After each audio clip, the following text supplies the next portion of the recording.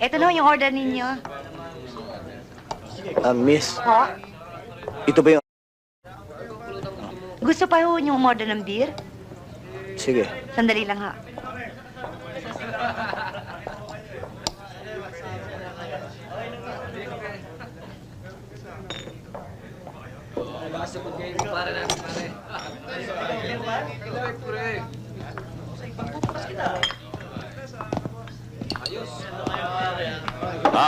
Boss, good evening, Ano ba? boss.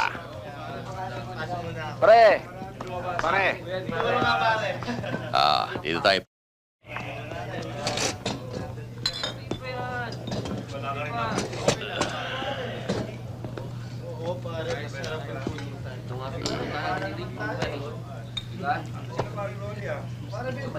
Mamaya pa usukin natin yan. Bakit, Lord, promise mo sa akin? Sige. Boss, di pa pwede. Saka na. Si Afwang. Ano? Si Afwang. Asa? Nandito.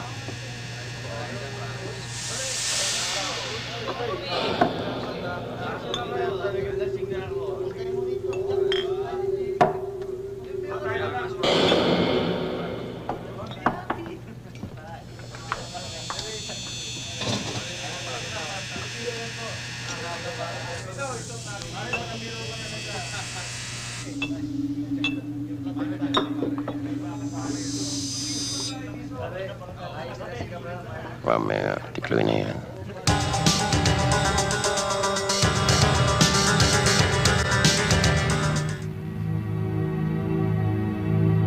Para mo!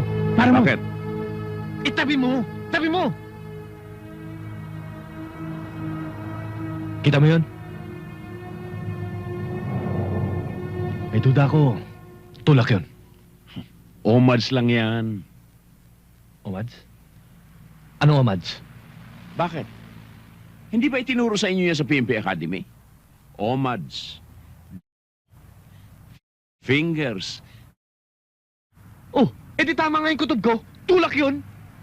Small time lang yan. Paisa-isang joint. Padala-dalawa. Ang illegal. Kaya isang joint o isang sakong illegal pa rin yun. Papatulan mo ba yan? Huwag kang mag-alala, Sarge. Ako na bababa. Ako na aaresto. Baka mapagod ka eh. Nakakahiya naman sa'yo.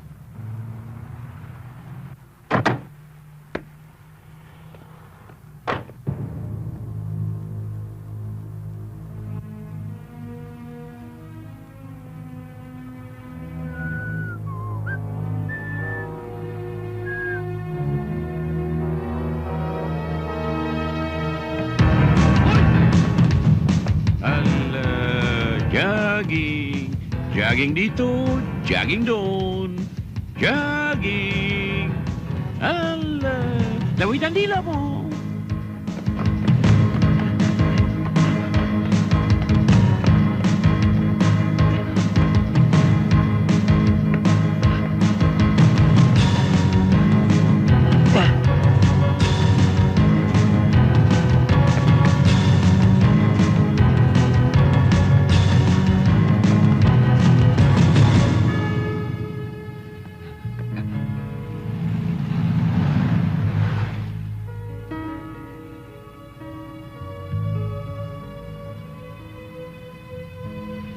Ho, ho! Teka, ano ginagawa mo dyan? Di ba sabi ko sa'yo doon ka lang sa loob ng kotse? Mainit eh. Oh, nakita mo ba kung dito tumakbo yung nahabol ko? Alin? Yung nakasalamin? Oo, May tali sa ulo? oo. Yung mahigaw sa tenga? Dito sa kaliwa. Naka-jacket na maong? Oo, Putol ang manggas? oo, Itim na t-shirt? oo. Siya ba?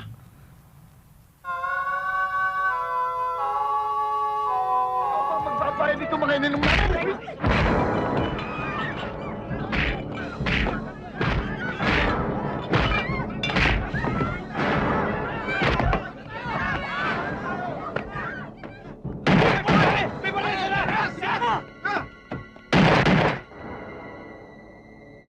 Tatapang nyo ah! Sino babalag?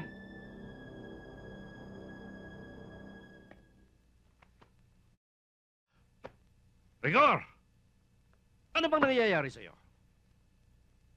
Talaga bang gusto mo sirain ang buhay mo? Ha? Tandaan mo kung hindi sa akin, sa kulungan na sana ang bagsak mo!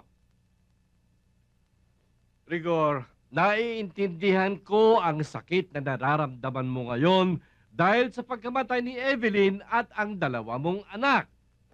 Pero por Diyos por Santo naman, hindi may babalik ng ginagawa mo sa sarili mo ngayon ang buhay nila.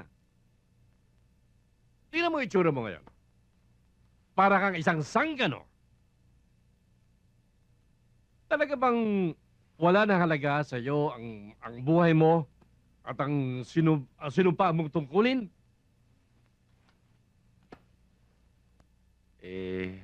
Simula nung nawala yung pamilya ko, nawala na rin ho ng kabuluhan yung buhay ko. Ikinalulungkot ko, Rigor. Ikaw ang pinakamahusay na tauhan ko. Lahat ng mga matitinding misyon na binigay ko sa'yo, nalusutan mo noon. Pero ngayon, tinalo ka ng kabiguan. Epe, subukan nyo muna mawala ng mahal nyo sa buhay bago nyo sabihin sa akin yan. Hindi nyo ako naintindihan eh.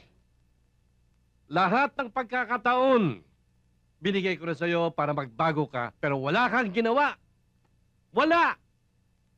Kaya wala akong magagawa kundi suspindihin ka hanggat hindi natatapos ang kaso na isinampa laban sa'yo ng may-ari ng club na yon.